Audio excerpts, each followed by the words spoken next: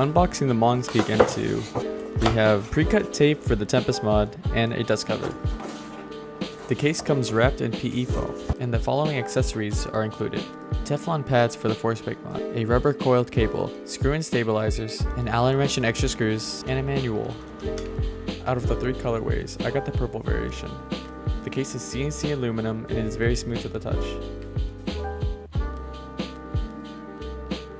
Looking at the side profile, we can see the silver accents. On the back, we can see the Monsgeek logo. The top and bottom of the case is held together by 10 hex screws.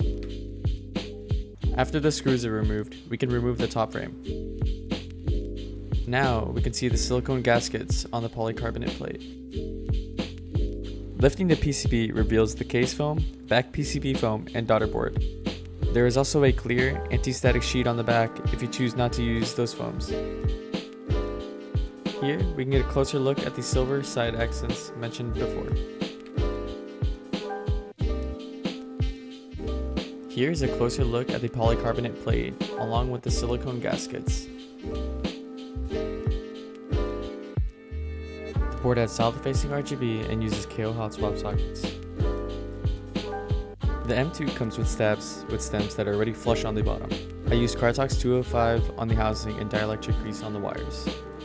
For the build, I used the glorious link switches that I hand looped. For the spacebar, I used a Faker Matcha. Before reassembling the board, I used the Teflon strips to force brake mod the board. For the foams, I decided to use the plate foam and the PE sheet. I decided against the case and back PCB foam to increase the gasket performance. I did, however, use the included tape on the back of the PCB. For keycaps, I used Novel Keys Cherry Blossom. These are die set PBT. We are finally finished with the board. I really like how the keycaps match the lavender colorway. I used some of the keycaps included accents for an extra pop of color. Now, let's listen to the board in action.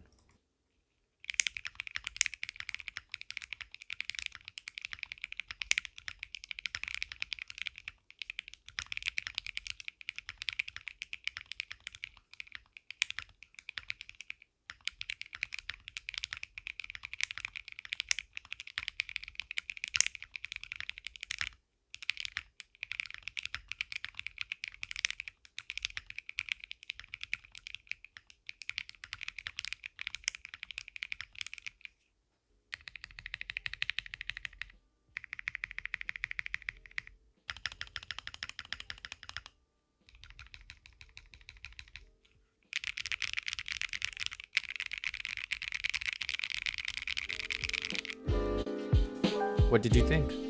The board has a nice clacky sound and I felt that the mod sounded okay. The typing feel was really good due to the gaskets. The lack of foams behind the PCB allowed for a lot of room to flex.